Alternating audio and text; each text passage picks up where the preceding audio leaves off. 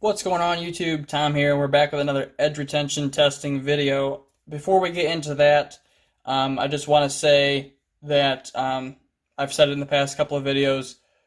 There is a podcast with me, Super Steel Steve, Outpost 76, and Alex_Knifebox on Instagram. He also has his own YouTube now, Alex's Knifebox.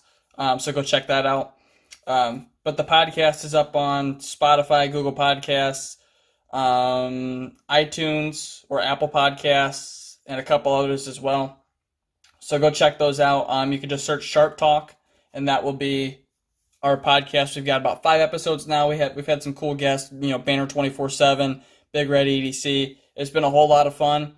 We also live stream the podcast now, and that's normally on Sunday nights at 6:30 Eastern time. But this week it's going to be on Saturday, so tomorrow, at 9 o'clock Eastern time. So follow us on Instagram. It's just at Sharp Talk Podcast on Instagram for all the updates there. That way you guys know when we're live streaming, so you guys can come and participate and hang out with all of us. It's a pretty good time, and everybody has been enjoying it for the most part. So let's get straight into the video then. So today we're testing Super Blue, which technically isn't the correct name for the steel. It's technically Aogami Super. There's 3 different Aogami blue steels. The reason they're called blue steels is because when they come, the big rolls of steel come wrapped in blue paper, basically. There's blue and white. So the blue steels, you have a number 2, which is technically the worst of the 3.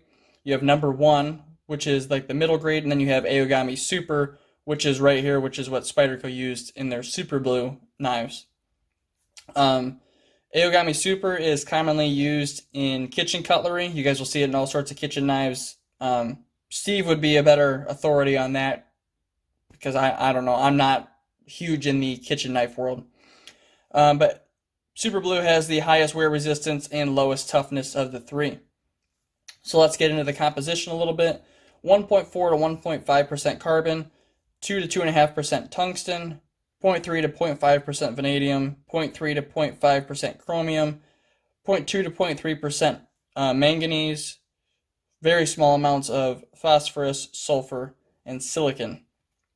The higher carbon content there allows it to be taken harder. This steel, I think I've seen up to like 65, 66. I'm not sure what Spyderco is taking theirs to, and there's really no way to know because you can't test a clad knife like this. It has to be on a flat, and obviously there's no Super Blue on the flat. The tungsten and vanadium also give it additional wear resistance. That's very similar to this guy right here, the Maximate or the native Maximate. It's just on a much smaller scale. There's not quite as much of those elements present. Same deal though. So this knife in particular was thin before I bought it. You guys can see it doesn't look like a typical Spyderco Stretch of Super Blue. I don't know what the guy before me used to thin it out, bench grinder or something, but it was ugly. I have a video, probably 7 or 8 videos back now of me refinishing this knife, but he did successfully thin this thing out. It is extremely thin behind the edge, and it has extremely thin stock thickness now.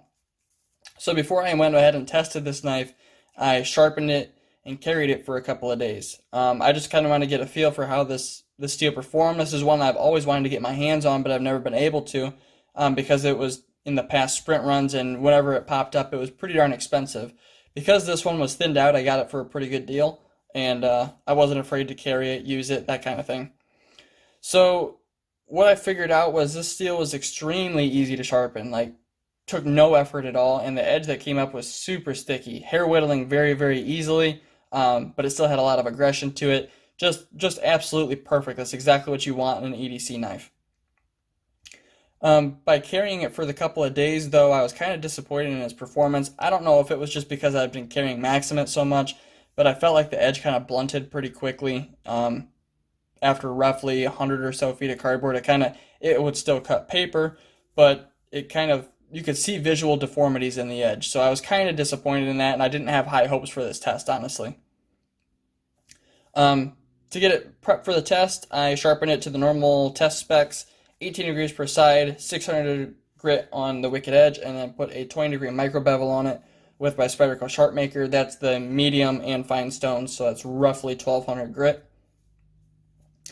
As far as measurements go on this guy, the stock thickness is 0.07 inches at its thickest point that I was cutting it at. You guys can actually see on this knife the section where I was cutting through. You guys can also see just how thin this stock thickness is. It is incredible. He did a fantastic job thinning it out, even though it was pretty ugly. And behind the edge thickness is somewhere around the 14 thousandths ballpark. It kind of ranged depending on where you were at on the edge. It was anywhere from like 13 thousandths to 15 thousandths. So super thin behind the edge for a production knife. And because of that, it cut like a absolute laser, which was awesome. So as far as the results, let's talk about that. So this guy cut 212.21 feet, which is way more than I was expecting. I was expecting somewhere in the 170-ish range, probably. I didn't watch Super Steve's video on it before I wanted to, just get my result and then compare it to his. So he hasn't done a working edge video on this yet, but he did a fine edge. They came out to like 190, I can't remember off the top of my head, 195-ish, I think. And 212.21 working edge fits perfectly right in with those results.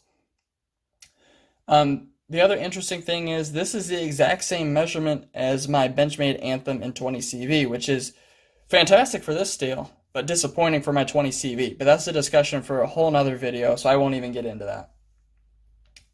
Anyhow, I was very impressed with this steel, and I think this knife is going to stick around just because of that, because it's going to be a great cardboard prepper for tests, since it has decent edge retention, sharpens up easily, and cuts like an absolute laser beam.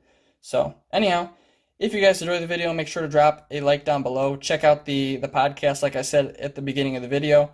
Don't be afraid to message any of us about that. If you have any questions on this test or any test forthcoming, you can message me on Instagram as well as leave a comment down below. So anyhow, guys, thanks so much for watching. Have a great day.